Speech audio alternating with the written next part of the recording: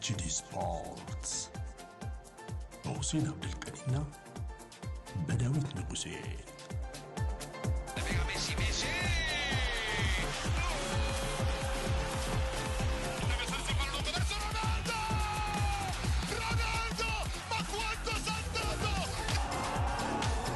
Champions again! HD ስፖርትስ ጤና ይስጥልን እንዴት ናችሁ ብለናል። ኤችዲ ስፖርቶች መተናል። ሰኞ ነው ከሰዓት ላይ እንገኛለን። በተወዳጁ ብስራት ኤፍኤም 101.1 ለአንድ ሰዓት የሚዘልቀው ፕሮግራማችን ነው። ይህ ፕሮግራም ኤችዲ ስፖርት ዩቲዩብ ላይ የሚገኛል። እንድትከታተሉን በማክበር ነው የምንጋብዘው። የአፍሪካ ዋንጫ እንግዲህ ትናንት ጀምሯል። በሞሮኮ አስተናጋጅነት እንግዲህ አዘጋጁ ሀገር መክፈቻውን በድል ጀምራለች። ከዛ ውጪ ትልቁ ትኩረታችን እንግዲህ ዩናይትድ ሊቨርፑልን ቀድሞ ወደ ላይ ከፍ የሚልበት እድል ቢመቻችለትም አልተሳካም። ትናንት በቪላ ተሸንፏል። ቪላ ግን ወደ ዋንጫው ፉክክሩ በጥልቀት የገባ ቲም መስሏል። እንግዲህ 3 ነጥብ ብቻ ይርቃል ከመሪው አርሰናል። እንግዲህ ይሄው የዋንጫ ፉክክር ከቪላ ውጪ ሲቲና አርሰናልን ይዞ በቀጣይነት የሚቀጥል ስለመሆኑ ነው በርካታ መገናኛ ብዙሃን እያነሱ ያሉት። ፉክክሩ ምን መልክ አለው? ለአንዳንዶች እንግዲህ የቪላው አሰልጣኝ አርሰናል ቢመጡ አርሰናልን ከዚህ በኋላ ሻምፒዮን የማስደረግ አቅም አላቸው በሚል ሐሳብም ይሰነዝራል። እነዚህን ጉዳዮች እናዳብራለን። ከሲቲ አንጻር የሚነሱ ጉዳዮች፣ አርሰናል ቤት ያሉ ጉዳዮች፣ ከቪላ ጋር የተያዘውን ነገር እንዲሁ የትናንቱንም ጨዋታ ዳሰን ቆይታችን የሚያበቃ ይሆናል። ዛሬ ከባልደረባይ ሁሴን ጋር ነው እንግዲህ ቆይታ የማደርገው። እንዳልኩት ለአንድ ሰዓት ከእናንተ ጋር ቆይታ እናደርጋለን። እንድትከታተሉን በማክበር ነው የምጋብዘው። ጀመርን ፕሮግራማችንን። ሁሴን እንዴት ነህ ብያለሁ። ሰላም ዴቭ፣ ሰላም ላለው ሁሉንም እንዴት ነህ? ላስት ዊክ አልነበርክም እንግዲህ ከቫኬሽን መልስ ስለነበረ አልነበርክም። ዛሬ ተገናኝተናል። ጥሩ የረፍት ጊዜ፣ ጥሩ ኢነርጂ ደግሞ ሰንቀህ የመጣ እንደሚሆን ተስፋ አደርጋለሁ። ጉልበት ሰብስበ እንግዲህ ያው በሱ መንፈስ ነው ዛሬ የምንሄደው። ስለዚህ በቃ እኔ ብቻ የማወራው በቃ እንግዲህ ቻው በሉ ሁሴኖ ብዬ ልቀጥል። ቻው ሁሴኖ ይሻላል። በቃ ልጀምር እኔ ቻው ሁሴኖ ብዬ እኔ ኮዲዮ አንተ ቀጥልና መዝጊያውን እንግዲህ በዛው ይሻላል። ይሻላል። ጉልበት አለኛ። ያ ኦፍ ኮርስ ያ ለሁሉም ጥሩ ቆይታ ይኖረናል። ሆፕፉሊ የሞሮኮ አፍሪካ ዋንጫ ብዙም ልናወራበት የወደነው ጉዳይ አይደለም፣ ግን እንደ መግቢያ የተወሰነ ሐሳብ ግን ልንሰነዝርበት እንደምንችል ማሰብ ይቻላል። መክፈቻውን እንግዲህ 2-0 ስለማሸነፋቸው መረጃዎች ወጥተዋልና አጭር ምትለይ ነገር ይኖራል እሱ ላይ? አዎ ማለት እንግዲህ ውድድሩ ዴቭ ሞቅ ያለ ሁኔታ ነበር። ስነ ስርዓቱ ደስ ይላል። በዚህ ላይ ደግሞ ኃይለኛ ዝናብ ነበር። መቼም የዚህ የክላይሜት ቼንጅ እኮ ዓለምን እያተራመሰ እንደምታውቀው እነ ዱባይ እና ሳውዲ አረቢያ ሁሉ እስከ በረዶ ድረስ ተጀምሯል አሉ። አንዳንድ ቦታ ሁሉ ዝናብ ማየት መጀመር በራሱ ዝናብ አልፎ እስከ ቅዝቃዜ በረዶ ድረስ ማለት ጤዛ ነገር ሁሉ ጀምሯል ሲባል አስገራሚ ነው። ማለት ዓለም ላይ ጠቅላላ በቃ አየር እንትን የሞሮኮም እንግዲያ ሰው ሰሜን አፍሪካ እኮ አሸዋ ነው እንደምታውቀው። ግን እነሱም ጋር ይሁን ዝናብ ነው። ግን ዝናቡም አልበገራቸውም። ህዝቡም የሞሮኮ ህዝብ እንዳለን የወጣው ስቴዲየሙ ምንም ደስ ሲል ነበር። አዝማሚያው እንትኑ ስነ ስርዓቱ እንግዲህ መክፈቻ ደግሞ በአጋጣሚ ከኮሞሮስ ጋር ነበር የደረሳቸው። ኮሞሮስ መቼም የምናውቃት በደሴቷ በዛ በአውሮፕላን አደጋው ነው መቼም ኢትዮጵያኖች ጊዜ የምናስታውሰው እና ትልቅ ቡድን ብለህ የምትገምት በአፍሪካ ላይ ትልቅ ስም ያለው አይደለም ኮሞሮስ። እና ግን ቡድኑ የሞሮኮ ደጋፊው ትንሽ አሰልጣኙ ላይ እምነት የለውም፣ በዋሊድ ሬግራጊ ላይ።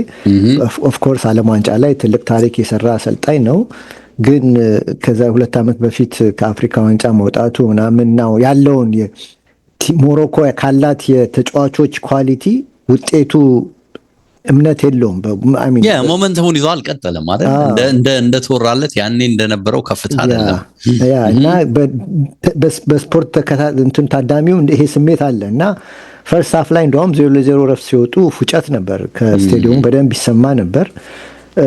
እና ግን ያው ከረፍት በኋላ ደግነቱ በብራሂም ዲያዝ ይሄ የሪያል ማድሪዱ ልጅ 26 ዓመቱ ልጅ አግብቶ ረፍት ማለት ኦፎ ያረጋቸው። ደግሞ ከረፍት በፊት ፔናልቲም ስተው ነበር ላይ እሱም ሌላ ጣጣ ነበር።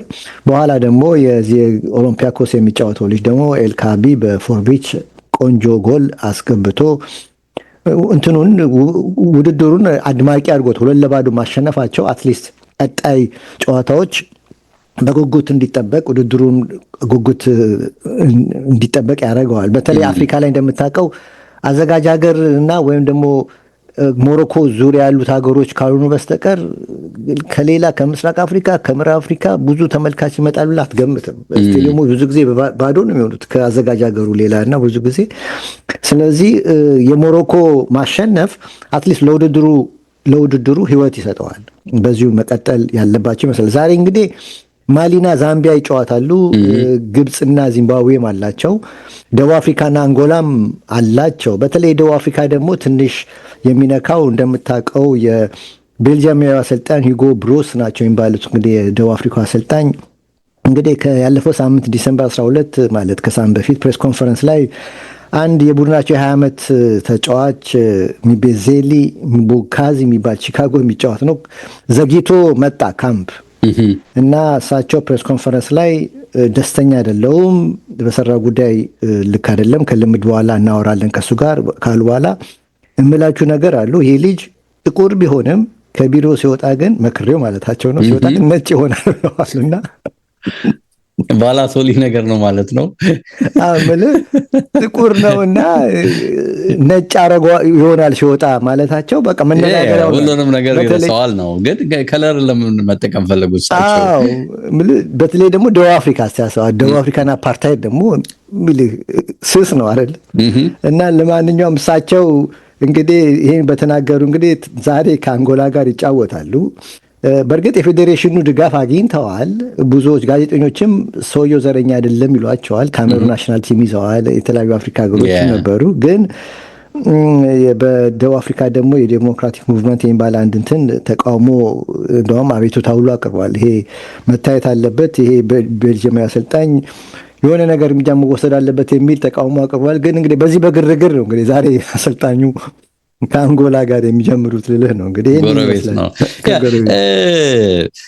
ከአይኔ ራቅ እንደሚባለው እንደሆነ አላቅም። እንግዲህ ራቅ ስላንን እንደሆነ አላቅም። ስሜቱ ብዙም የለኝም እኔ አሁን ባለው ሁኔታ እውነቱን አይደል መናገር ያለብን እና ለነገሩ ዝም ብለህ ወደ ሀገር ቤትም ብታተኩር የመንግስት ሚዲያዎች ወይም ደግሞ ትልልቅ ሬዲዮ ጣቢያዎች ያው ከጉዳዩ ትኩረት አንጻር ሊያነሱ ይችሉት እንደው ነው እንጂ የምትለው በግሉ ሚዲያ ሴክተር ላይ የተሰማሩ በተለይ ሰዓት ወስደው የሚሰሩት እዚህ ጉዳይ ላይ መቼም ብዙ ጊዜ ያጠፋሉ የሚልም እምነት የለኝምና ጨዋታው የሚወስነው ምኑ መሰለህ? ስፖንሰሩ ነው የሚወስነው። አሁን እኮ እየጮክ ገንዘብ መሰብሰብ ነው ቀረ እኮ ኳስ ጥራት ምናምን ቀረ። እየጮክ ገንዘብ መሰብሰብ ነው ኳስ ድሮ ቀረ ማለት ነው ያለብህ ነው። ፈራንካ ነው ጨዋታውና ስለዚህ ትንሽ እኔንም ትንሽ ፍራንክ ነገር ወጋብ ያደረጉኝ ይቅርታ ጠይቅ። ተሳስተሃል፣ ትልቅ ስህተት። እሺ ይቅርታ ጠይቃለሁ አስቀድሜ ለሁሉም። እና እንግዲህ ውድድሩ ሄድ ሲል የምናተኩርበት ነገር ካለ እናያለን። እና ለአሁኑ ግን እንዳልከው ካለን እንደው ጫናም ዝም ብሎ ከመውጣት መውረዱም አንጻር እዚህ ጉዳይ ላይ አላተኮርኩም ለማለት ነው። ጎልበት ሲል እያነሳን እንደምንሄድ ተስፋ አደርጋለሁ ሲል በዚህ ጉዳይ ላይ ወገብን ቆረጥኩታል። አፕታይትን ዘጋው። ምንም እንግዲህ ከዚህ በላይ ልሄድ አልችልም። ወይስ ነው አመጣው? እሺ ለሁሉም ወደ አየብረን እኮ አይ ነው በቃ ፍራንካ ነው ጨዋታው። ስፖንሰር ከመጣ ትጮሃለህ፣ ታገኛለህ። በቃ ምንም አሁን እንትን ቀረ እኮ ኳሊቲ ነገር ቀረ፣ መጮህ ነው። እግር ኳሱ ኔፓ ቴክኒካል ምናምን ኳሊቲ እነ ተድላ በላቸው እነ ተድላ ታውቃለህ? ያው እኔ መደን ለዘመናት ላይ ብዙ ጊዜ እናቀርባለን ሬዲዮ። እሱን የመሰለ የኳስ እውቀት ያለው ሰው ቁጭ ብሎ ሌላው አየሩን ይዞ ተቆጣጥሮታል። እና ይሄ እንደዚህ ነገር ስለሆነ ቀረ። አሁን አፍሪካ ዋንጫ አይደለም የደከመን ጨዋታ ስፖንሰር ካለው ጩኸት ገብተህ ትጮኻለህ። ኤኒዌይ ለሁሉም እንግዲህ እንደ ውድድሮቹ ክብደት እንደ ሚዛናቸው እንግዲህ እኛም ወደፊት ብቅ እያለን ሀሳቦች የምንሰነዝር ይሆናል ከዚህ ጋር በተያዘ። በተረፈ ትናንቱ የዩናይትድ እና የአስቶን ቪላ ጨዋታ በጣም ቀጠሮን የጠበቀ ትልቅ ጨዋታ ነበር። ትኩረትም ያገኘ ነው። ኦፍ ኮርስ በፐርፎርማንስ ዋይዝ ከጠበቅነው በላይ ዩናይትድ ጥሩ እንደነበር አይተናል። ኦፍ ኮርስ ሽንፈቱ ይገባው ነበር ወይ ብሎ ለመናገርም እስኪ ከበድ ድረስ የተወሰኑ ያየናቸው ነገሮች ነበሩ። ግን ሮጀርስ ይሄ ተጫዋች በነገርህ ላይ በጣም ብዙዎች ተስፋ እያደረጉበት ነው። በተለይ ለእንግሊዝም ትልቅ ጥቅም ይሰጣል እያሉት የሚገኝ ተጫዋች ነው። የግል ጥረቱም እንዲሁ ይደነቃል። ያገባቸው ጎሎችም ኳሊቲ ይህንን ይናገራልና በእንቅስቃሴ የተበለጠ የሚመስለው አስቶን ቪላ በዚህ ጨዋታ ላይ ግን ለ10ኛ ተከታታይ ጨዋታ በድል ወጥቷል። እንግዲህ በሁሉም ውድድር መድረክና አስገራሚ ነበር። ምናምን ታሪክ በጣም ብዙ ታሪክ እየተጻፈ ነው ወደኋላ። እስቲ እናንሳው ይሄንን ጨዋታ በጣም እንደወደድከውም ስትነግረኝ ነበር በተወሰነ መልኩ ማለት ነው። ማንቸስተር ዩናይትድ ጥሩ ነበር። ማንቸስተር ዩናይትድ ወድጃለሁ። የማንቸስተር ዩናይትድን ፎርም ጥሩ ነበር እና በእርግጥ ጨዋታ ፈርስት ሃፍ ላይ ብዙም ቀዝቃዛ ነበር። ኦፍ ኮርስ ሶፍት ነበር እና በተለይ ለደጋፊው ነው እንጂ ሁለቱ ቡድኖች ደጋፊዎች ሊያዩ ይችላሉ እንጂ ለሶስተኛ ወገን ትንሽ ቀዝቀዝ ያለ ነው። የመጨረሻው 10 ደቂቃ ግን ጥሩ ነበረ። እንደውም የመጀመሪያው 30 ደቂቃ የሁለቱ ቶታል ኤክስጂ 0.70 እና 0.30 አንድ እንኳን አልሞላም ነበር። 0.60 ምናምን እና 0.30 ነበር እና በአብዛኛው የምትመለከተው እንቅስቃሴ ከቦክስ ወደ ቦክስ ብቻ ነው እንጂ ይሄ አስጨናቂ አልነበረም እና ሶፍት ነበር እና ግን በዚህ ውስጥ ማንቸስተር ዩናይትድ ግን የተሻለ ነበር። በተለይ ጌሙን ኮንትሮል በማድረጉ በኩል ማን ዩናይትድ በጣም ጥሩ ነበር እና ፈርስት ሃፍ ስታቱን ስትመለከት አስቶን ቪላ 9 ጊዜ ነው ፋይናል ሰርድ ላይ የደረሰው የመጀመሪያ 45 ደቂቃ። ማንቸስተር ዩናይትድ ግን 60 ጊዜ ነው የደረሰው። ይሄ ብዙ ቁጥር ነው እና ግን ማለት ኦልሞስት ማንቸስተር ዩናይትድ የሜዳውን 2/3 ተቆጣጥሮ ነበር ማለት ነው ስትመለከቱ እና ግን ወደ አደገኛ ዞን ውስጥ ደግሞ ቦክስ ውስጥ ስትመለከት አስቶን ቪላ ከ9-8ቱ ፔናልቲ ቦክስ ውስጥ ገብቷል። ማንቸስተር ዩናይትድ ፔናልቲ ቦክስ ውስጥ ከ9-8ቱን ፋይናል ስር 9 ደርሷል። ከ9-8ቱ ደግሞ ቦክስ ውስጥ አስገንብቷል። ማን ዩናይትድ ግን ከ60 ውስጥ 16 ብቻ ነው ወደ ጎል የሄዱት ወደ ቦክስ ውስጥ የገባው። ይሄ የሚያሳየው እነዛ ምን ያህል ኤፌክቲቭ እንደሆኑ ነው የሚያሳየው አስቶን ቪላዎች እና በእርግጥ ዩናይ ኤምሬ ጌም ፕላኑ ምን እንደሚመስል ግልጽ ነው ይታወቃል። ምክንያቱም እንደውም ለእኔ ዩናይ ኤምሬ ስፓኒሽ ሳይሆን ፖርቹጊዝ ነው የሚመስለኝ ሳይ ሁሉ ጊዜ አሰልጣኙ ስመለከተው የቲሙን ባህሪ ስትመለከት የፖርቹጋል ኮቾች የያዙት ቲም እንጂ የስፔን ኮቾች የያዙት አይመስልም እና ምክንያቱም በሪያክሽን ላይ የተመሰረተ እንቅስቃሴ ነው የሚያደርገው ሁሉ ጊዜ ቲማቸው እና ቦል ዶሚኔሽን ፕላን የላቸውም። ኳሱን ይሰጥህና እሱ በብሬክ ወይ በመልሶ ማጥቃት ወይ ከዛ በፈጣን ትራንዚሽን ውጤት ሲያመጣ ትመለከቷል እና እነዚህ ነገሮች ደግሞ ግዙፍ ክለብ ውስጥ ወይም ግዙፍ ቲም ውስጥ አይሆኑም። እነዚህ ነገሮች ዋንጫ ግዙፍ ቲም ከሆነ ያው ዋንጫ ነው የሚጠበቅብህና ለማሳካት አቅሙ ጥያቄ ይነሳበታል። ትላልቅ ቲሞች ሲሆን ለምሳሌ እንደ ፓሪስ ሰን ጀርመን አርሰናልን የመሰሉ ይዟል። እነ ፒኤስጂ እና አርሰናል በቦል ዶሚኔሽን ነው የሚፈልጉት። ኳሱን ተቆጣጥረህ ነው እንድታሸንፍ የሚፈልጉት። ፓሪስ ሰን ጀርመን ፈረንሳይ ውስጥ በቃ የበላይ ነው እና እንደዚሁ ነው። ግን ኡናይ ኤምሬ ግን የሚይዛቸው ቲሞች አሁን ሲቪያ ብትወስደው ቶፕ 3 ቲም አይደለም በስፓኒሽ ውስጥ ወይም ቶፕ 4 ቲም አይደለም።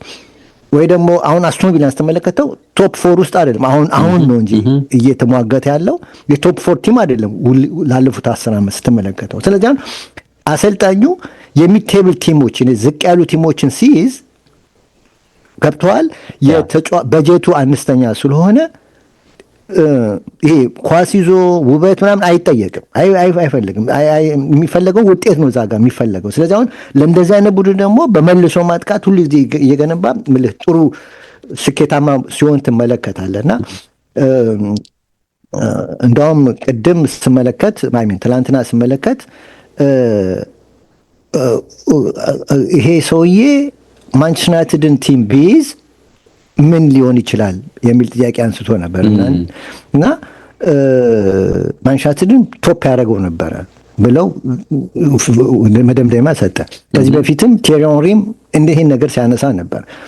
ለኡናይ ኤምሬ አሁን ይህን የአርቴታን ቲም ለኡናይ ኤምሬ ብንሰጠው የሚል ነገር ጥሩ ነገር ግን አይገባኝም። ይሄ የ20 ዓመት የ10 ዓመት ታሪክ አይደለም። አሁን እኮ በእኛ ዘመን የታየ ነው። ሰውየው ትላልቅ ቲም ሲይዝ አይችልም።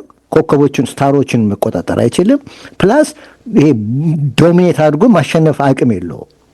የሚሰራቸው ቲሞች በመልሶ በሪአክሽን በካውንተር ቲም እና ፈጣን ትራንዚሽን በመጠቀም የሚንቀሳቀስ ቲም ነው የሚሰራውና እሱን እዚህ ጋር ብታመጣው አርሰናልንም እኮ ይዞታል። ያውም ያኔ አሁን አይደለም። አሁን እንደዚህ ግርማ ሞገሱ በጨመረበት ሳይሆን ያኔ እንኳን አልቻለም።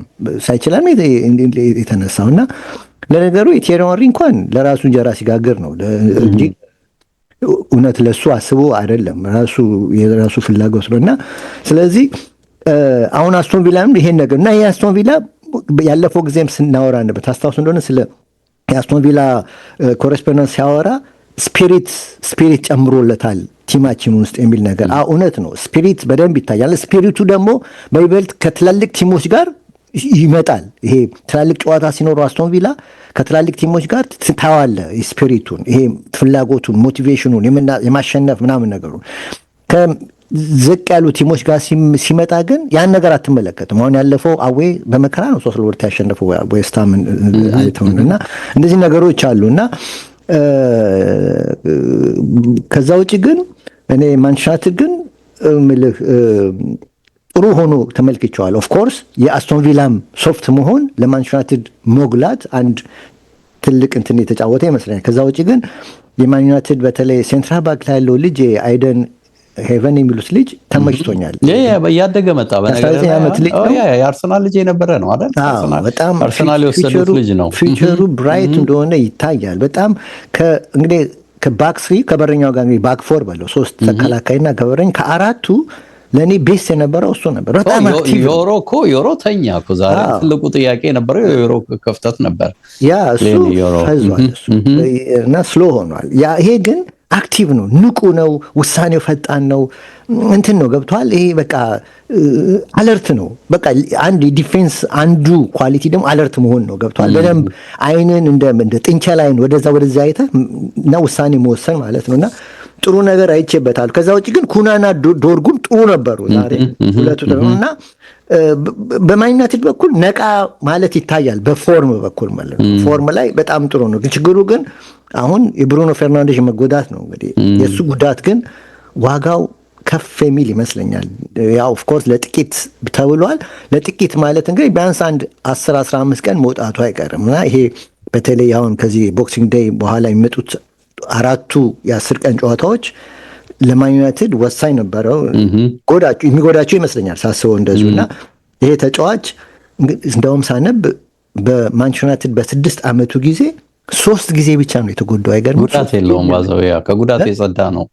3 ጌም ብቻና ባለፉት 3 ዓመት 16800 ሰዓቶችን ለፖርቹጋል እና ለማን ዩናይትድ ተጫውቷልና ምን ያህል በቃ ምን ያህል ጠንካራ ሰው ልጅ መሆኑ በደንብ ይታያል። በጣም ጎበዝ ነው እና እንግዲህ የእሱ መጎዳት እንዳለ ሆኖ በዚህ ላይ ደግሞ ኤምቤሞ፣ ማዝራዊ፣ አማድ አፍሪካ ዋንጫ ናቸው። ዲሌት ተጎድቷል፣ ማግዌር ተጎድቷል፣ ሜኑ ዛሬ ትላንት እንደተጎዳ ተነግሯል። ይሄ ሁሉ እንግዲህ ተደርጎ እንዴት ነው የፌስቲቭ ታይሙ እንዴት ማን ዩናይትድ ያሳልፋል የሚለው ጥያቄ እንድታነሳ ያደርገዋል እንጂ ከዛ ውጭ ግን በፎርም ደረጃ ጥሩ ነገር እያየው ነው። አሁን ያስፈራኛል የእነዚህ ተጫዋቾች ጉዳት ቲሙን እንዳይጎዳው ተመልሶ ደግሞ ወደ ነበረው ስነ ልቦና ችግር ውስጥ እንዳይገባ ፍርሃት አለኝ። እንግዲህ እንዳልነው ነው እኮ ከዚህ ጨዋታ ቀደም ብሎ ይሄን ጨዋታ በውጤታማነት ቢወጣ ደረጃው ላይ ይዞት የሚመጣው ትልቅ ለውጥ ነበርና አሁን ግን ከወዲሁ እኮ እንደ ቪላ አይነቱን የምታስበው አሁን 3ኛ ላይ ሆነ እንጂ አሁን ለሰዎች ለዋንጫ ተፎካካሪ ነው ይሉታል። ያው ለቶፕ 4 ፕሮባብሊ ደግሞ ቶፕ 5 ውስጥ ገብቶ የሚጨርስ ቲም ሆኖ ነው የምታገኘውና እንደ አይነት ቲሞች ደግሞ ቶፕ 4 ቶፕ 5ን ከወሰዱብህ ዩናይትድ አሁንም በድጋሜ እንግዲህ ለአውሮፓ የመጫወት እድሉ እየደከመ እየሳሳ ሊሄድ የሚችልበት እድል እንደሚፈጠር ነው የምታየውና በፕሪሚየር ሊግ የሰውየውን የአሸናፊነት ንጻሬ ያየሁት 41% ደርሷል ይላልና እንግዲህ 41 እንግዲህ ቴን ሃግ ሲሰናበቱ እኮ 52% ነበር አሸናፊነታቸውና ኦፍ ኮርስ እኛው ሰው እንግዲህ ምኑ እንደተወደደላቸው በተጨባጭ አሁን መናገር የሚከብድ ጊዜ ላይ የደረስን ያለን ይመስላል።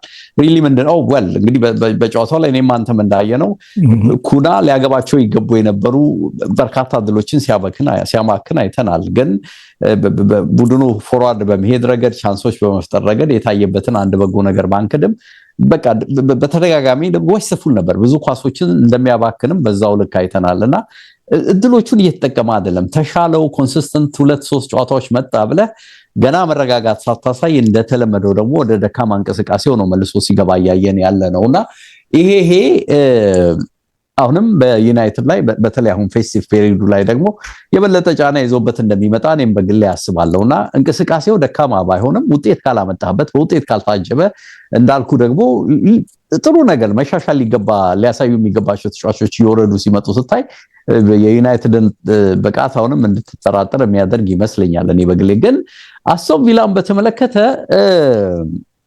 ሰውየው ማድነቃችን ግድ ቢሆንም እንዳልከው በተከታታይ ሲጀመርኮ መጀመሪያ 6-7 ሳምንት በጣም ከተቸገሩ ውጤታማ መሆን ካልቻሉ ቲሞች ያለፈው ሳምንት 15 ቀን ሳውራ ሰምታለ ታች ነበር እኮ አይ ነው እና አሁን መልሰው ግን እንደዚህ በሊጉ እንዲሁ ደግሞ በሁሉም የውድድር መድረክ 10 በተከታታይ ጨዋታ አሸንፈ ስትመጣ የሰውየውን ጥራት አለማድነቅ አትችልም።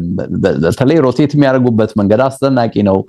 የተጫዋቾቹን አቅም የሚጠቀምበት መንገድ አስገራሚ ነው። ካውንተሮቻቸው አስገራሚ ናቸው።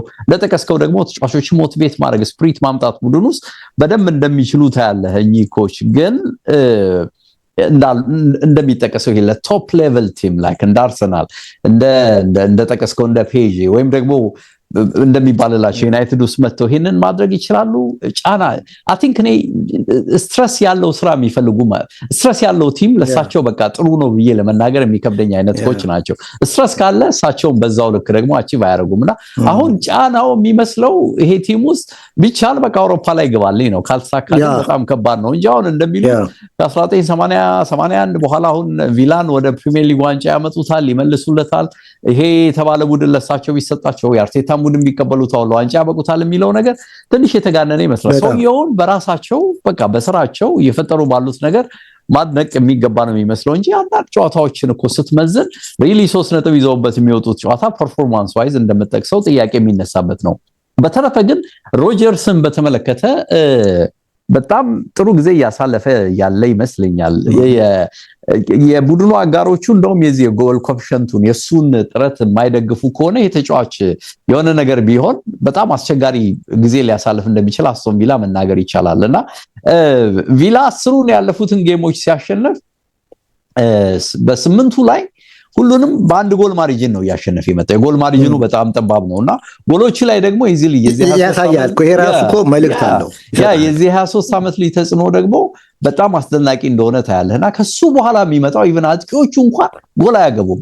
ዋትኪንስ አሁን እምቢ ብሎታል። የለም በቃ ጎል የሚያገባ ተጫዋች የለም እዚህ ክለብ ውስጥና ልክ ሲቲ አንድ ወቅት ይታማ እንደነበረው አሁን ሃላንድ ቢቆም ሲባል እነ ፋደን መጡ፣ እነ ሼሪኪ አይነት ተጫዋቾች መጡ፣ ሌሎችም እየመጡ እንግዲህ የቡድኑን ኮኤፊሽንት ከፍ እንዳደረጉት ታያለህ፣ ሼር እያደረጉ እንደሆነ ታያለህ። ግን ቪላ ቤት ይሄ የለም። ይሄ ተጫዋች እንግዲህ አሁን ብዙዎች እንደሚሉት ለእንግሊዝ ሳካ በገረማ ነው ቀኝ አለ። ቤሊንግሃም ላይ እንግዲህ ጥያቄ ቢኖራቸውም የ10ሩን ቦታ ለሱ ይሰጣሉ ተብሎ ነው የሚታሰበው።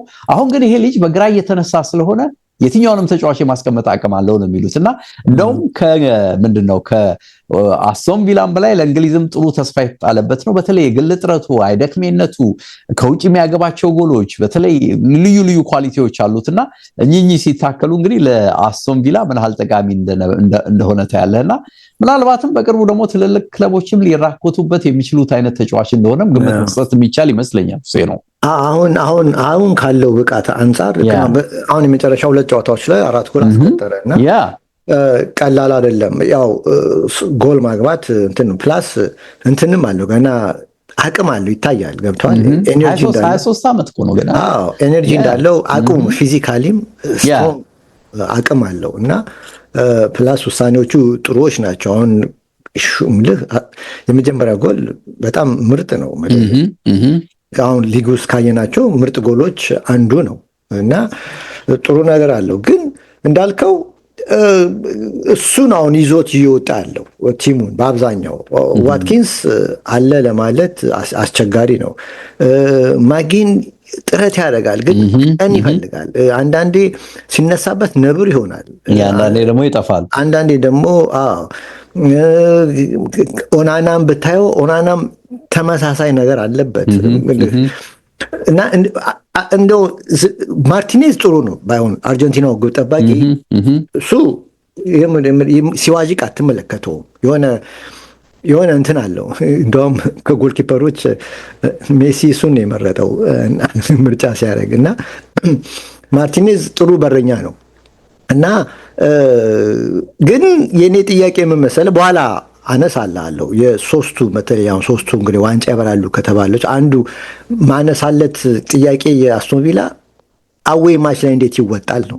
በተለይ አሁን ይሄ ፌስቲቭ ታይሙ ላይ አዌይ ማች ብዙ አሉትና እንዴት ይሆናል ለሚቀጥሉት እንግዲህ 4 ጌሞች አሉ አሁን በ10 ቀን ውስጥ የሚደረጉት። ከአራቱ 3ቱ አዌይ ማች ነው። አንደኛው ብሪጅ ላይ ነው፣ ሁለተኛው አርሰናል ለንደን ላይ ይመጣል ድጋሚ፣ ሶስተኛ ፓላስ ለንደን ላይ ነው ያለው። 3 ትላልቅ ጨዋታዎች አዌይ ላይ አሉት እና ይሄ በደጋፊ የምትንቀሳቀስ ስትሆን ገብቷል። ስፒሪት ብዙ ጊዜ ከደጋፊ ጋር ነው የሚሄደው። አዌይ ስትሄድ ያ 12ኛው ድጋፍ ይቀርና ኤነርጂ ይቀርና ያንተ ኤነርጂ ነው ብቻ የሚመጣው። እዛ ላይ እንዴት ይወጣል ያኔ ነው የምንመለከተው። እነዚህን ጨዋታዎች ካሸነፈ በእርግጥም ዘንድሮ ደንበኛ ኮንቴንደር ሆኖ መዝለቅ ይችላል ብለህ ልትደመድም ትችላለህ እና ፍንጭ የሚሰጥ ይመስለኛል የሚቀጥሉት 10 ቀን 15 ቀን የአስቶን ቪላ ፐርፎርማንስ በተመለከተ ያለ ጥርጥር። ሌሎቹ የምናያቸው እንግዲህ መሪነት ላይ ያሉት አርሰናል እና ሲቲ ነው። እንግዲህ ሲቲ ከሰሞኑ በወጥነት እየተጓዘ ነው። ከአርሰናል ያለውም የነጥብ ልዩነት 2 ሆኗል። ጫና የነበረው ጨዋታ አልነበረም። ኦፍኮርስ ባለፉት 2-3 ጌሞች ያደረገው ሲቲ በአንጻሩ እንግዲህ ውጤት አጥቶ የነበረው አርሰናል በተለይ ከኤቨርተን የነበረው ጨዋታ በጣም ቁልፍ ጨዋታ እንደነበረ በርካቶች ሲያነሱ ነበርና በተለይ ከሲቲም በኋላ ያደረገው ጨዋታ በመሆኑ እንግዲህ ሲቲዎች መርተው ለተወሰነ ሰዓትም ቢሆን አርሰናል የመጣበት በመሆኑ ጥያቄ የነበረ የሜንታሊቲ ጉዳይ በተወሰነ መልኩ እንግዲህ መፍትሄ የሚያገኝ መስሏል። ኦፍኮርስ አሁንም አንዳንዶች የፐርፎርማንስ ጉዳይ ያነሳሉ። እንግዲህ ሜዳ ላይ አርሰናል የሚያሳየው ፐርፎርማንስ ከወልቭስ ያደረገው ጥያቄ የሚነሳበት ነው። ኦፍኮርስ ያንኑ አይነት ነገር ይደግማል ተብሎ ባይጠበቅም 1 ሳምንት ዝግጅት አድርጎ ትንሽ ከፍ ያለ እንጂ አሁንም ብዙዎች በሚጠብቁት ደረጃ ብቃትን ሜዳ ላይ እንዳላሳየ ተገልጧል። ያም ሆኖ ግን የዋንጫ ተፎካካሪ ስትሆን በተለይ ደግሞ ከኋላ ያሉ ቡድኖች እንደ ሲቲ አይነት ቲሞች ሲመጡ ይዞ የሚመጣው ጫናም ከመኖሩ መነሻ እንዲህ አይነት ጨዋታዎችን በአርሰናል በኩል አሸንፎ መውጣቱ ቅድሚያ እንደሚሰጠው ቅድሚያ 3 ነጥቡ ላይ ትኩረት ማድረግ እንዳለባቸውም የታመነ ይመስላልና የሚነሱ ነገሮች አሉ። እንግዲህ የፐርፎርማንስ ጉዳይ ይነሳል፣ የውጤታማነት ጉዳይ ይነሳል። በዛው ልክ ደግሞ ሲቲ ቤት ሲኬድ ደግሞ ሲቲዎች ተነስተዋል ከዚህ በኋላ አይቆሙም የሚል ነገር ይነሳል። ግን ራሱን የቻለ በእነሱም በኩል የሚነሳ የችግር ጉዳይ አለና እንዴት ነው እነዚህ ነገሮች የምናስታርቀው? ወደ እነሱ እንሂድ እስቲ። አርሰናልን በተመለከተ እንግዲህ ቅዳሜ ዕለት ወደ አዲሱ ወደ ኤቨርተን ሂልዲንግስተን ስቴዲየም ሄዶ አሸንፎ ተመልሷል። ከዚያ በፊትም አንተ እንዳልከው ያለፈው ሳምንት ኤሚሬትስ ላይ ደግሞ ከወልቭስ ጋር 2-1 ቢያሸንፍም አሳማኝ አይደለም የሚል ትችቶች ተሰንዝረውበታል እና በሁለቱም ጨዋታዎች ግን 6 ነጥብ ወስዷል። አስፈላጊ ነው ግን እና ማየት ያለብን ግን የሊግ ምንድነው? ሊግ ማለት ምንድነው ካልን ሊግ የ1 ዓመት ውድድር ነው። 1 ዓመት ሙሉ የምታደርገው ውድድር ነው። ስለዚህ እንደ ማራቶን ማለት ማራቶን ሩጫ ማለት ነው እና ማራቶን ላይ አሁን አትሌቶች የራሳቸው ባህሪ አላቸው። አንዳንዱ ድንገት ሲጀምር ይቸገርና ከዛ ደግሞ ሲፈጥን ትመለከቷል። ወይ ደግሞ አንዳንዱ ቁልቁለት ላይ ይጠቀምና ዳገት ሲቸገር ትመለከታልና ያንን ባላንስ እያደረገ ነው መጨረሻ ላይ የሚያሸንፈው። ገብቷል። ያንንም ደካማ ጎኑን ባላንስ እያደረገ ነው የሚንቀሳቀሰው በማራቶን ውድድር እና ልክ እንደዚህ የሊግ ውድድርም ፎርማቱ ይሄ ነው። የሚሰጥና ሲዝኑን ሙሉ ቤስት ሆኖ መጨረስ በጣም ከባድ ነው። በተመሳሳይ ሁኔታ መጨረስ በጣም ይከብዳል። አሁን ሁለት ነገሮች አሉ ዴቭ፣ በተለይ በዚህ በኮንሲስተንሲ በተመለከተ አንደኛው የፐርፎርማንስ ኮንሲስተንሲ አለ፣ ሁለተኛው የሪዛልት አለ። እንግዲህ ውጤትና ፎርም ማለት ነው። እና እንግዲህ ሲዝኑን ሙሉ እነዚህን ሁለቱን በጋራ አንድ ላይ አድርገው መጓዝ በጣም አስቸጋሪ ነው። ሁለቱንም አሳምነህ እያገባ ማሸነፍ ማለት ነው። ይሄ ማለት በጣም አስቸጋሪ ነው የሚሆነው እርግጠኛ ነው። እና ቢያንስ ጥሩ ሳትሆን አሸንፈህ ትወጣለህ፣ ወይ ደግሞ ጥሩ የሆንክ ደግሞ እንደ ማንሸራተት እንደ ትላንት ተሸንፈህም ትወጣለህ። ግን ይሄ ለምን ይሆናል ካልክ ያው ቅድም ያልኩ የዚህ ኮንሲስተንሲ በተመለከተ ፐርማነንት አይደለም፣ ቋሚ አይደለም። እግር ኳስ ሳይንሱ ፉትቦል ሳይንሱ ራሱ እንደዛ ይላል። ለምሳሌ ቼልሲን ብትወስድ በሚድ 2000 ላይ 2004 ምናምን አብራሞቪች የመጣ ትላልቅ ገንዘብ አውጥቶ ባሰባሰብ ጊዜ ሪዛልቱ ስትሮንግ ነው፣ ግን ፎርሙ ግን አሳማኝ አልነበርም ብዙ ጨዋታዎች ላይ። እሱን ተሸንፎ የጨረሰ ነው። የአርሴን ቬንገርን የ2003-2004ቱን ያልተሸነፈውን ቡድን እንውሰዱ ለምሳሌ። አሁን ያ ቡድን አንዳንድ ጨዋታ ላይ ፎርሙ ጥሩ አልነበረም። ለምሳሌ 12 ጌም አቻ ወጥቶ ነው የጨረሰው። ከ12ቱ ጌም ውስጥ ለምሳሌ ፖርትስማውዝን፣ ሊድስን፣ ቦልተን ጋር ከሌስተር ጋር አቻ ነው የወጣው። እነዚህ ለምሳሌ በተለይ ቦልተንና ሌስተር ኤምሬት ላይ አቻ ወጥቷል። ሌስተርና ቦልተን የወረዱ ናቸው በአመቱ አስበው የመጨረሻዎቹ ሆነው እነሱም ሳያሸንፍ ገብተዋል። ሳያሸንፍ 12 ጌም አቻ ወጥቷል። ግን አመቱን ሙሉ ሳይሸነፍ ነው ሻምፒዮን ሆነው እና ይሄ የሚያሳይህ የሚነግርህ ምንድን ነው? ሁል ጊዜ ጥሩ አትሆንም። ውጤት አሁን አርሰናልን ብትወስደው በእነዚህ በደካማ ቡድኖች ውጤት ይጥላል፣ ግን ትላልቆችን ደግሞ እያሸነፈ ባላንስ ያደርገዋል። ያ እንግዲህ የደካማው ጨዋታ በደካማ ቲም የተሸነፈበትን አታውቆም። ሳይኮሎጂካል ምን የምታውቀው ነገር እና ሊግ ላይ ብዙ ጊዜ በፎርምና በሪዛልት ሳይዋዥቅ ማሸነፍ በጣም አስቸጋሪ። ለምን ይቸገራሉ ካልከኝ፣ አንደኛ ተጫዋቾች ጉዳት ያጋጥማቸዋል። አንድ ቡድን ሁል ጊዜ ሳይዋዥቅ አመቱ ሙሉ ስኬታማ እንዳያደርግ የሚያደርገው አንደኛ ጉዳት ነው። ተጫዋቾች በአሁን ሰዓት በጣም ብዙ በርካታ ጨዋታ አላቸው፣ ብዙ ጫና አላቸው፣ ብዙ ቦታ ከቨር ያደርጋሉ። ስለዚህ ለጉዳት ይጋለጣሉ። አንድ የተጫዋቾች ቤስ ተጫዋቾች ጉዳት ያጋጥማቸዋል። ሁለተኛው አንዳንዶች ተጫዋቾች ደግሞ በአመቱ ውስጥ እድሜያቸው ይጨምራል። ከ3 ወር 6 ወር ውስጥ ገባ እድሜ እየጨመረ በደከመ ቁጥር እድሜ እየጨመረ ሲሄድ ጉልበቱን ይበላል። ሶስተኛው ሌላው ቡድን ተጋጣሚዎች ያንተን የአጫዋት ታክቲክ አዳፕት ያደርጉታል፣ ይለምዱታል። ሌላው አራተኛው የስነ ልቦና ችግር ሲያጋጥምህ መዋዠቅ ይመጣል እና አሁን ስለዚህ በአብዛኛው ጊዜ ሻምፒዮን የሚሆኑ ቲሞች ከሁለቱ ማለት ከፎርምና ከሪዛልት በአንዱ ጠንከር ብለው ነው የሚመጡት። ገብተዋል። ሁለቱም እኩል ማጓዛ። አሁን አርሰናል ዘንድሮ ስትመለከት ለምን አሁን አንተ ቅድም ያነሳው የፎርም መዋዠቅ ለምን ተፈጠረ ካልክ ቅድም የጠቀስከው ሁሉ ከአራቱ አንዱ ተጫዋቾች ጉዳት የመጀመሪያው እሱ ነው። የቲሙ ጠንካራ ዲፓርትመንት ዲፌንሱ ነው።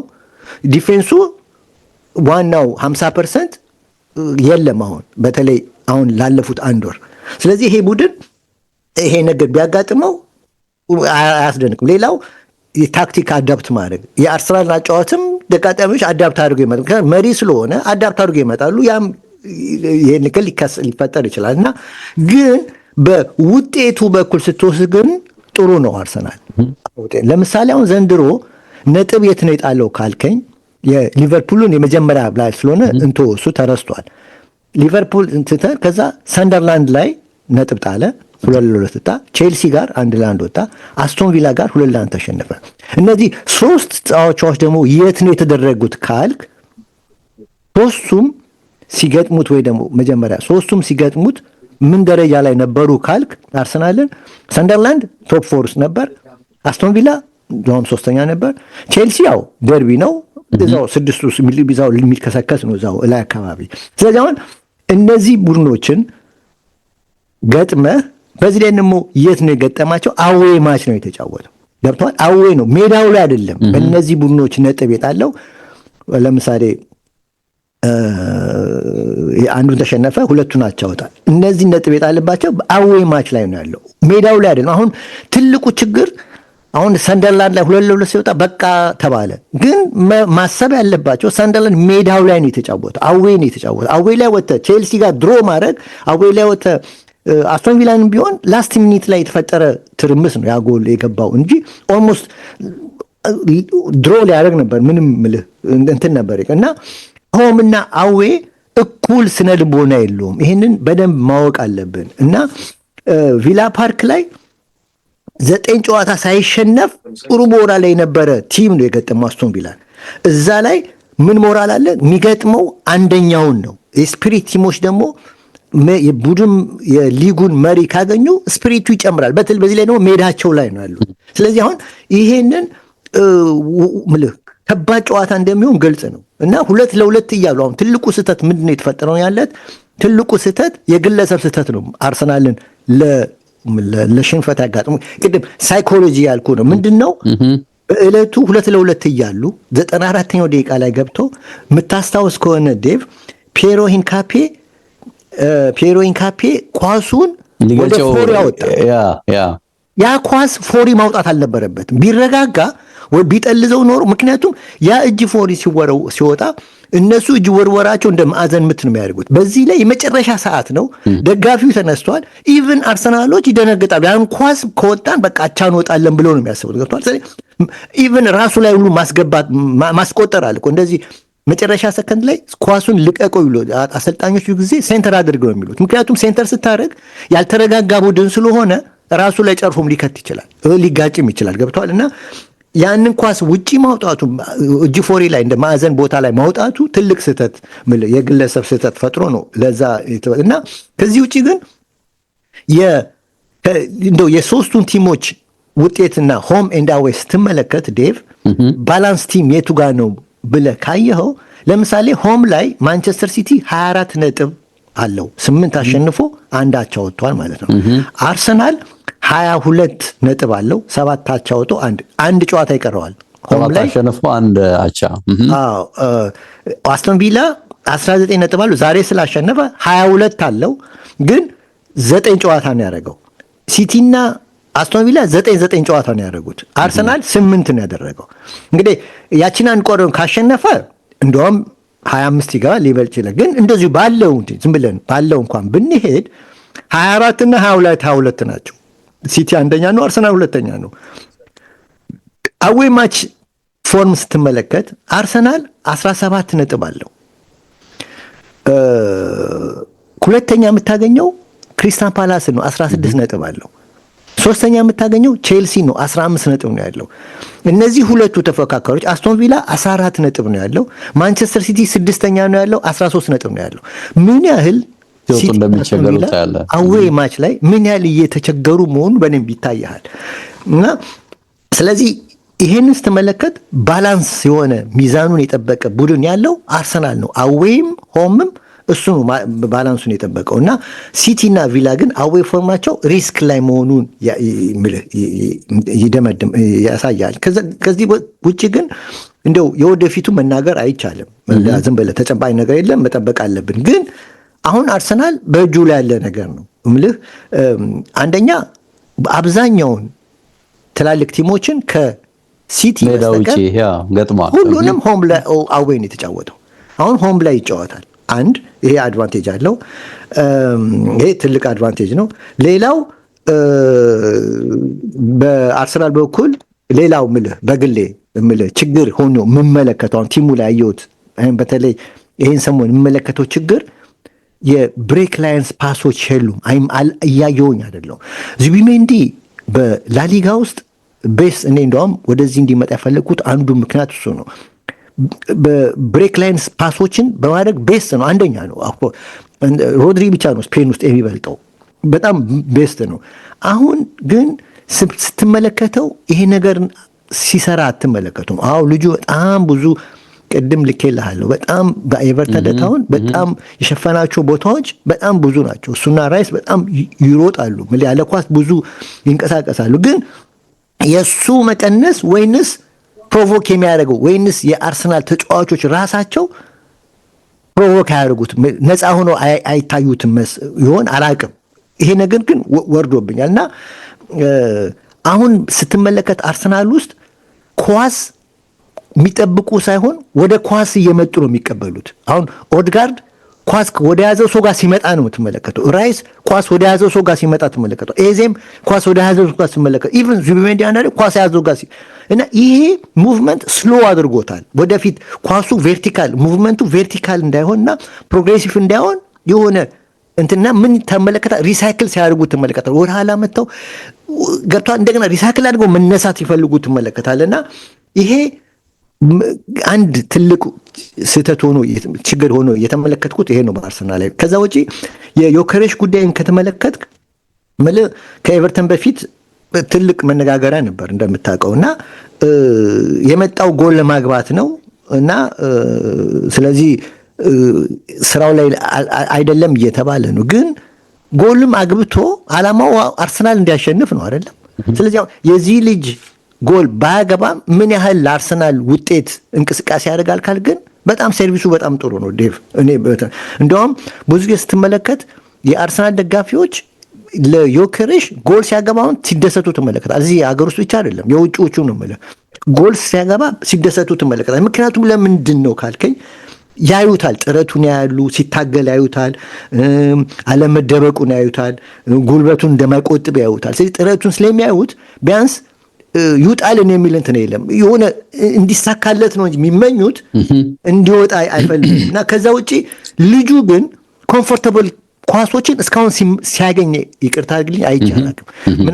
ከስንት አንድ ነው የምመለከተው እንጂ የተመቸው ኳስ ያገኛል ካልከኝ ነው የምልህ። ለዚህም ነው ለምሳሌ ሃላንድ ይህ ሁሉ ጎል ወደ ስንት ጎል አገባው? ወደ 10 ምናምን ጎል አገብቷል አይደል? ሃላንድ ይህን ሁሉ ጎል ሲያገባ 57 ሹት አድርጎ ነው ዴቭ 57 ሹት አድርጎ ነው እነዚህን ጎሎች ያገባው። ዮከሬሽ ግን እስካሁን ያገባው 5 ጎል ነው። ስንት ሹት አድርጓል ተቀል 17 ሹት ነው አድርጎ the same position ላይ እየተጫወቱ ያኛው 57 ሲመታ ይሄኛው 17 ነው የመጣው። ታይለ ልዩነታቸው አንተ ደግሞ ሹት ካላረክ ጎል እንዴት ታገባለህ? ጎል ታገባለህ። ስለዚህ ይሄ ልጅ የሆነ ኮምፎርታብል የሆነ ኳሶች ያገኛ አይመስለኝም። ለእኔ እንደዛ ነው የምመለከተው ዴቭ እና ይሄንን ነው በአርሰናል በኩል አጭር ነገር ልበልና አርሰናል ላይ ወደ ሲቲ ትሄዳለ። ስጋት ብለው የሚያነሱት ነገር ይገርመኛል። እንግዲህ ፐርፎርማንስ ዋይዝ ከብቃት ከሜዳ ላይ ብቃት አንጻር ደካማ ስለሆኑ አያያዛቸው በቀጣይ ችግር ውስጥ እንደሚገቡ ያሳያል። በዚህ መንገድ ከቀጠሉ ዋንጫ የማንሳት እድል የላቸውም የሚል ነው እና አንዳንድ ጊዜ ከግምት ዝም ብሎ ያሁኑን ታይና ወደፊት ከመገመት ጋር የተያዘ ነው የሚሆንበት እንጂ ቡድኑ መሪ ነው። ኦፍ ኮርስ አሁንም መሪ ነው። ሊጉ ላይ በ2 ነጥብ ይመራል። ቻምፒየንስ ሊግ ላይ መሪ ነው። ካራባው ካፕም ላይ እንግዲህ እድሉን ይሞክራል። ነገ ግማሽ ፍጻሜ ሊገባ የሚችልበት እድል አለ። ገና ኤፍኤ ካፑም በራሱ መስመር የሚመጣ ነው እና መሪ ሆነ እስካለህ ድረስ እንግዲህ የተለየ ያልተፈጠረብህ ነገር ከሌለ ምንም በቃ እኮ ይሄ መሪ ነው ብለህ ከማንቋሸሽ ወይም ችግሩን ነቅሰህ ከማውጣት የሚታዩ ሁሉም የሚስማማባቸው እንዳሉ ሆነው ሌላ እንደው በቃ ቡድኑ እንዳይሳካለት ከመመኘት ጋር መያዙ ትንሽ ይገርማል እና ፕላስ ሳይኮሎጂካል ተጽዕኖ ለመፍጠር እሱ የሚመች አይመስልም። የዚህ የኮሬሽን ጉዳይ እኮ ቢሆን አዎ የልጁን ጥረት ያለህ ሜዳ ላይ እና ልጁ ግን ቡድኑ በተለያየ መንገድ ወይም በተለያየ አቅጣጫ ጎል እስካገኘ ድረስ እኮ በቃ የዚህ ልጅ ጥረቱን ብቻ አፕሪሺየት እያደረክ ቢሳካለት እያልክ መቀጠል ትችላለህ። ግን ቡድኑ ቢቸገር ጎሎች ባያገባ ባያሸንፍ አዎ የዚህ ልጅ ችግርም ነው ብለህ እንደገና ነቅሰህም ለማውጣት የሚመች ነገር ይኖራል ብለህ ነው የምታስበው። ያም ሆኖ ግን እኔ የሚመስለኝ በግሌ የማየውም ከሰሞኑ የነበረው መንገጫገጭ የሚመስለው ልክ ቅድም ከጠቀስካ አንዱ የሆነው የዚህ አእምሮ ጉዳይ ነውና በቀደም ኦሊቪዬ ጂሩን ያናገሩት ነበርና በእናንተም ጊዜ እንደዚህ የሆነ የተወሰነ የመሸነፍ ስሜት መደጋገም ሲመጣ ይሄ የአእምሮ ችግር የስነ ልቦና ችግር በደንብ ይታይ ነበር ወይ ብሎ ይጠይቁት ነበርና ምንድነው ያለው? በተለይ አስታውሳለሁ አለ ይሄ ሌስተር ዋንጫ የወሰደበትን ዓመት ጠቅሶ ያነሳ ነበርና የተወሰነ ሽንፈት ሲመጣ በቃ ተደጋገመና ያ ነገር ተደጋግሞ እንዴት ዋንጫ እንዳስራቀን ወይም እንድንርቅ እንዳደረገን አስታውሳለሁ አለና ተመሳሳይ ነገር ይመጣል የሚል ስጋት እንደሚኖር ነው የሚገምተው አርሰናል ቤት ዝም ብሎ ኢንተርቪው ሲያደርጉት። ግን ይሄ እንዳይሆን የሚያደርግ የሚመስለው መታየው አንድም ይቸገሩባቸው የነበሩ አምናም ነጥብ ይጥሉባቸው የነበሩ ጌሞችን እኮ አሁን ውጤታማ የሆኑ የወጡ ነው። እንግዲህ አንዱ ኤቨርተን አይነት ባህሪ ያለው ጌም ነው። ፕላስ የሆነ ችግሩ ሊመጣ መሆኑን የተገነዘቡ የሚመስሉ ሲኒየር የአርሰናል ተጫዋቾች ዴክላን ራይስን ጨምሮ ከወዲሁ ቡድኑ እንዲነቃ የማድረግ ስሜት ውስጥ እንደገቡም ታያለ። በቃ ደስተኛ አይደለንም፣ በዚህ ብቃት ራሳችንን ማስተካከል አለብን፣ ወደ ራሳችን መጠቆም አለብን የሚል ነገር ሲያነሱ ታያለ። ይሄ ደግሞ እንግዲህ አንድ ፕላስ ነው ከኮቹ በላይ። ኮቹ ሁልጊዜም በዚህ ጉዳይ ላይ እንዲሰራ ከመጠበቅ ይልቅ አንተም ኃላፊነትን ከውስጥ የመወጣት አዝማሚያ ውስጥ ሊደር የመሆን ቲሙን የመምራት ባህሪ ግድ ሳትናገር ብቻ ሳይሆን ተናግረህም እንደ ኦዴጋርድ ዝም ብለህ ብቻ ሳይሆን በተግባርም በንግግርም እንደ ዴክላን ራይስ አይነት ተጫዋቾች የመሪነት ሚና ሲወስዱ ስታይ ነገሮች ቶሎ ሊስተካከሉ ወደ ቀደመው ነገር ሊመጡ እንደሚችሉ ታያለ። ግን ስነ ልቦና የሚለው ነገር ሊጎላ የሚችለው ምንድነው? የሆነ በመጨረሻ ሰዓት ላይ አንድ ሁለት ጨዋታዎች ላይ እኮ በተደጋጋሚ በመጨረሻ ሰዓት ላይ ጎሎች ከተቆጠሩብህ ቡድኑ ጅፍሬን ይይዛል። ያ ስጋት የአእምሮ ጭንቀት በቀጣይ ጌሞች ላይ እንደሚመጣ መጠበቅ አለብህ እኮ ታያለ። እነዚህም ተጫዋቾች እኮ ሰዎች ናቸው። ቢጨናነቁ የመጨረሻ ሰዓት ላይ ጌሙን ማኔጅ ለማድረግ ጥረት ቢያደርጉ በቀደምም አይተናል። ኤቨርተን ጨዋታ ላይ ኳርቴታ ደጋግሞ ውጡ ከሜዳ ውጡ፣ ወደኋላ አትሳቡ፣ ወደኋላ አታፈግፍጉ፣ አትጋብዟቸው የሚል አይነት ስሜት ተደጋግሞ ሲያንጸባርቅ የምታየው ራስህ ሞር ጌሙን ማኔጅ የምታደርግበት ሂደት እስከሌለ ድረስ ይሄ የአእምሮ ፍራጃሊቲ ይሄ በቀላሉ አእምሮ የመሰበር ነገር እንዳይመጣ ከመስጋት ይመስላልና ቢመጣም ከግምት ነው ግምት ውስጥ ልታስገባው ይገባል ብዬ ነው ማስበው። ግን እንዴት ከዚህ እንወጣለን የሚለውን እያዳበርከው ስትሄድ ደግሞ እንደዚህ ጌሞች እያሸነፍክ ስትሄድ ደግሞ የበለጠ ኮንፊደንስ የሚመጣበት ሂደት አለና እኔ ብዙዎች በጠበቁት መልኩ ቡድኑ ይሰበራል የሚለውን ነገር አሁን ፈተናውን ያለፈ ይመስለኛል አርሰናል ዝም ሳይሆንና በቀጣይም እነዚህ ነገሮች ኢቭን ትልልቅ ታፍ ጌሞችን ቢመጡ በቀጣይ እየተወጣቸው የሚሄድበት እድል ሰፊ ነው የሚል እምነት ነው ያለኝና ይጠብቁታል። ይሰበራል ብለው ግን ያ የሚሆን አይመስለኝም። እኔ በግሌ ለለ ነው የለዴቭ የኦሊቪዬ ዢሩን አነሳህና ኦሊቪዬ ዢሩ ሌስተር ጊዜ ሻምፒዮን ሲሆን የስኳድ ችግር ነበረበት። ኦፍ ኮርስ ይሄንን አላወቁትም። አሁን አርሰናል አዲስ አርሰናል ነው። እስከዛሬ ላለፉት 20 ዓመት ያየነው አርሰናል አይደለም። የስኳድ ሙሉ ነው። አርሴን ቬንገር እኮ አንድ ቲም ከሩብ ነው ያላቸው።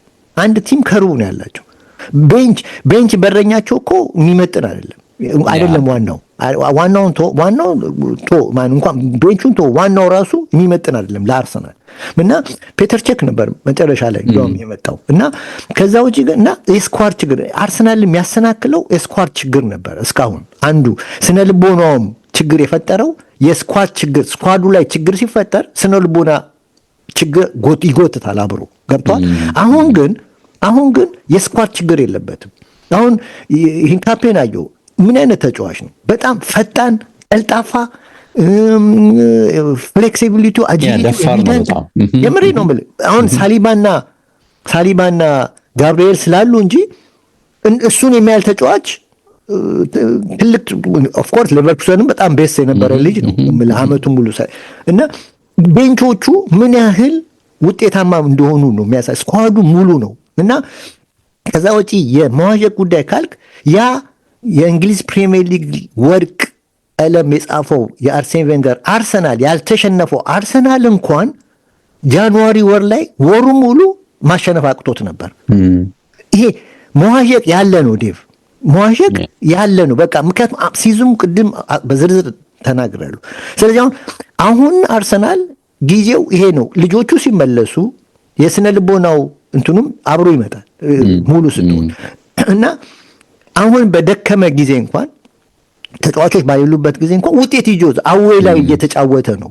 አዌ ላይ ሁለቱ ልጆች እኮ ብሪጅ ላይ ነው የተሰለፉት፣ ሁለቱ ሴንትራል ዲፌንሶች እዛ ጨዋታ ላይ እኮ ነው ድሮ አድርጎ ቲም የወጣው እና ይሄ ትልቅ ቦነስ ነው ለአርሰናል እና ይሄ ያለፈው አርሰናል አይደለም። አሁን ሁሌ ሲያነሱ ድሮ አርሰናል ማርች ላይ ይሏል፣ ጃንዋሪ ይሏል፣ ማርች ላይ ይሏል፣ አፕሪል ላይ ይሏል።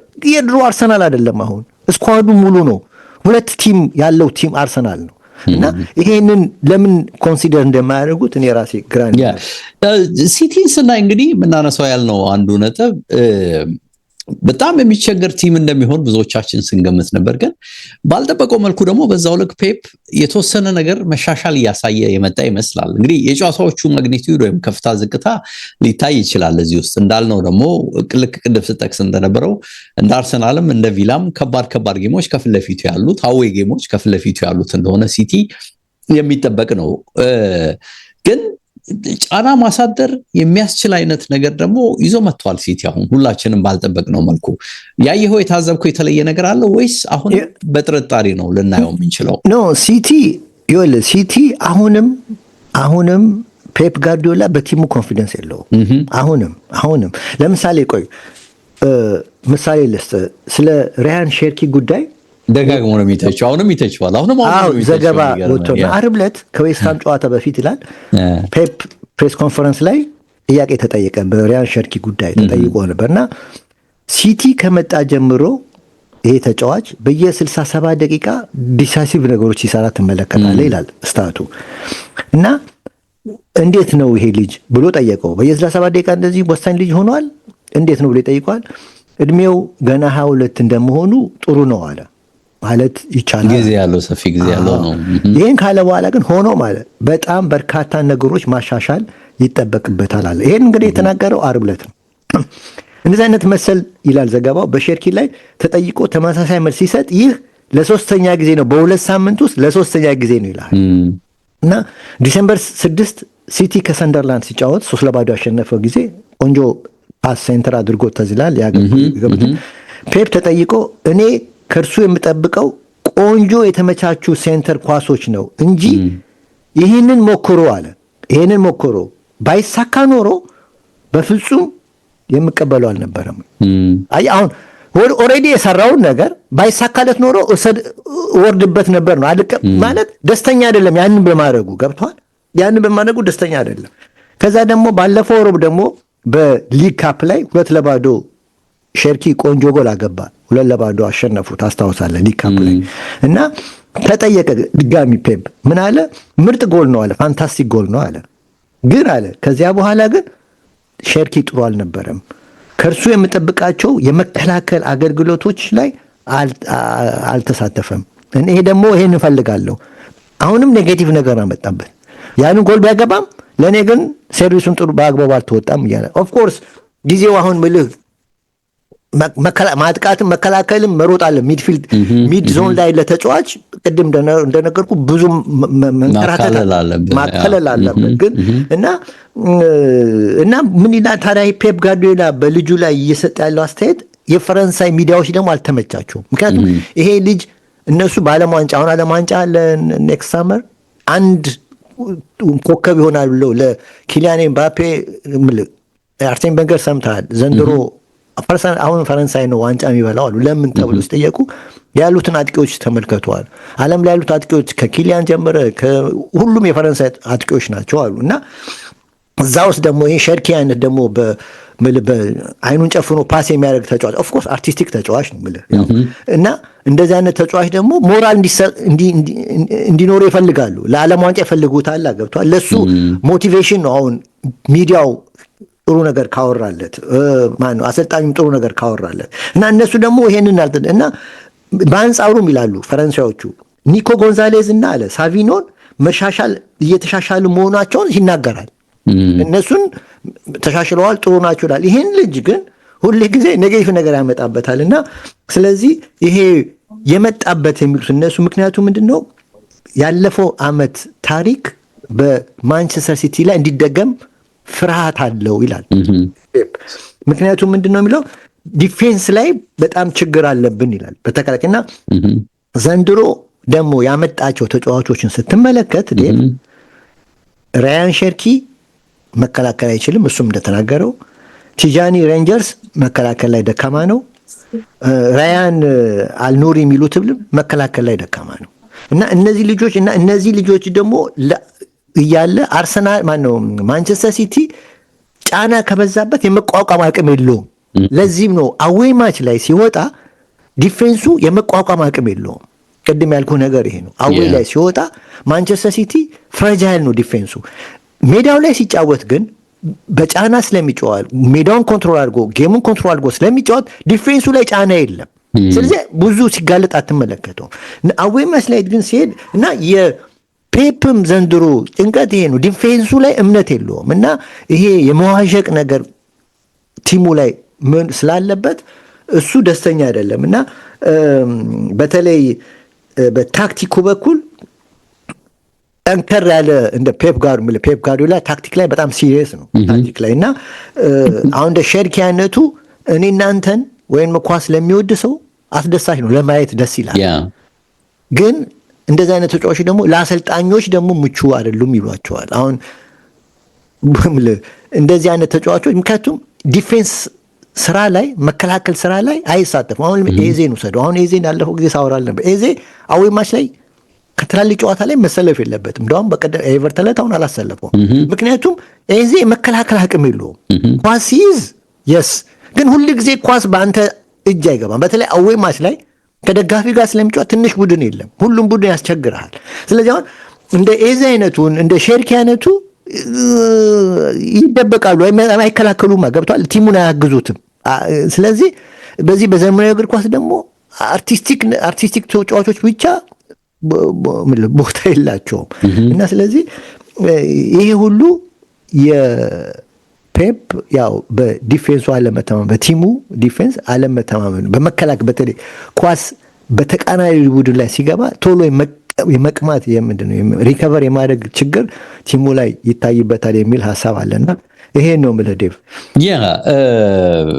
መቼም ከባድ ጫና ነው የሚሆነው እንግዲህ በተለይ የቪላን ሁኔታ መገመቱ ከዚህ በኋላ ከባድ ቢሆንም እንዳልከው በዚሁ ብቃት ኮንሲስተንትሊ ይሄዳል የሚል ግምት እኔ በግሌ የለኝም። ግን በዚሁ ስሜት የሚመጣ ከሆነ እንዳልከውም ደግሞ አሁን ትልልቅ ጨዋታ ከሜዳ ውጭ ወጥቶ ፓላስ ነው ቅድም ስጠቅስልኝ የነበረው፣ አርሰናል ነው አንዱ ስጠቅስልኝ የነበረው፣ እነዚህን ጨዋታዎች ቼልሲ ስጠቅስልልኝ የነበረውና እነዚህን ጨዋታዎች የማሸነፍ አቅም ካለው በእርግጥም በዋንጫ ፉክክር ውስጥ የራሱ በደንብ አስተዋጽኦ እንደሚኖረው ከግምት ታስገባለህ። ግን የኔ ግምት አይደለም ይሄ ይሳካል የሚል እምነት የለኝም። በአርሰናልና ሲቲ መካከል ግን የሚኖረው ፍትጊያ የሚቀጥል ነው የሚመስለኝ በተወሰነ መልኩ። ግን እኔም በግሌ በተወሰነ መልኩ አሁንም ሲቲ ላይ ከቀደመው የነበረኝ ስሜት ትንሽ ከፍ ብሏል። አንዳንድ ጊዜ እንግዲህ ያው ራስን ትክክል ካልሆንክ ትክክል አይደለሁም ብለህ የምትቀበለው ነገር አለ። ግን ኮንሲስተንትሊ ከዚህ በኋላ እንግዲህ ትልልቅ ቲሞችን ማወይ የወጣ ሲቲ በአሸናፊነት ይጓዛል ወይ አይጓዝም ወይ በጣም ትልቅ ጥያቄ የሚሆን ነው የሚመስለኝና በተለይ ራሱ እንግዲህ በቀጣይ ከአርሰናል ጋር የሚኖረው ጨዋታ ከሊቨርፑል ጋር የሚኖረው ጨዋታ እንዲሁ ከቼልሲ ከራሱ የሚኖረው ጨዋታ ምን መልክ አለው የሚለውንም ማየት ያለብን ይመስለኛል። ለሁሉም ግን ይሄ በተለይ ቼልሲ አሁን ሁለት ጨዋታው ተከታይ ይወጣል። ሲቲ ማንቸስተር ሲቲ አንድ ቼልሲ ላይ ብሪጅ ላይ ይሄዳል፣ ቀጥሎ ብራይተን ጋር ይሄዳል። ይሄ ክሪስማሱ ሳምንት ጨዋታ የሆነ በደንብ የሚሰጠን ትርጉም ያለ ይመስለኛል አይደል? የተወሰነ የሚጠቁመን ነገር አለ ብዬ እገምታለሁና ማንቸስተር ሲቲ ኖቲንጋም ፎሬስት እና ሰንደርላንድ ላይ ይወጣል። ከዛ ደግሞ ቼልሲና ብራይተን ደግሞ ሜዳ ላይ ያስተናግዳል። ኦኬ በንጽጽር ስቲል አሁንም ቀላል ናቸው አይደል? ስታዩ በወረቀት ሲታዩ ቀላል። አሁን ችግሩ አዌይ ማች አሁን ሰንደርላንድ ላይ አዌይ ላይ ማንቸስተር ሲቲ እርግጠኛ ነህ ሰንደርላንድ ላይ ሄዶ ያሸንፋል? ኖቲንጋም ፎረስት እንኳን ቀላል ነው፣ ግን ሰንደርላንድ አሁን ሜዳው ላይ ትንሽ አስቸጋሪ ቲም ነው እና እሱን ነው የምትመለከተው። ከዛ ውጭ ግን አጭር ውስጠኝና ደቂቃ ምናምን ያለ ነው። ሃላንድ አሁን በቀደም 3-0 ያሸነፉት ከሶስቱ ሁለቱን ጎል የሃላንድ ጎሎችን አይተሃል? አሁን አንዳንዴ በቃ እርግጠኛ በቃ ጎል አግቢ ስትሆን ማሽን ስትሆን እድልም ካንተ ጋር ትሆናለች። አንድ የመጀመሪያ ጎሉን አይተህ አንዱ ኳስ ከበረኛው ጋር ደብል ፓስ አድርጎ እኮ ነው ያገባው ማለት ይችላል። ሁለተኛው ሁለቱ ዋይስተን ተከላካዮች የተጋጩና ለሱ ፔናልቲ ሰጡት ነው ከፔናልቲ ግንባር 6 ሜትር ላይ እና እንደዚህ አይነት ጎሎች ነው 3-0 ያሸነፈው። ኮርስ የጎል ፉንጋ የለም ምናምን ግን አንዳንዴ አሁን ለምሳሌ የኮሬሽ እንደዛን ስድል በጣም አያገኝም። ገና ነው ቡድኑ ከሱ ጋር የመስራት አቅሙ የኮሬሽ በጣም ገና ነው። አንዳንዴ ጆሮና ኪስ ያህል መሰለኝ ጎሉ ራሱ ለሁሉም እና በቃ እንግዲህ ክቡራትና ክቡራን ኤችዲ ስፖርቶች ነበረን። በስፋት ሰማችሁን። የአፍሪካ ዋንጫ ዛሬ 3 ጨዋታዎች እንዳሉ ሲገልጽልን ነበር። እሱን የምትወዱ እሱን መከታተል ነው። ነገ ደግሞ አርሰናል እንግዲህ በካራባው ካፑ ከክሪስታል ፓላስ የሚያደርገው ጨዋታ ይጠበቃል። የፌስቲቭ ፔሪድ ጨዋታዎችም በርከት ብለው በብዛት እየመጡ ነው። እነሱንም እንከታተላለን። እኛም እንግዲህ ሀሳቦችን እንደ ሁልጊዜውም እየሰነዘረን የምንቀጥል ነው የሚሆነው። ሁሴን ነው አመሰገንኩ። አድማጭ ተመልካቾችንም እንዲሁ አመሰገንኩኝ። መልካም ጊዜ ብያለሁ። ባባይ ቻው ቻው። ባይ ባይ ዴቭ ቻው።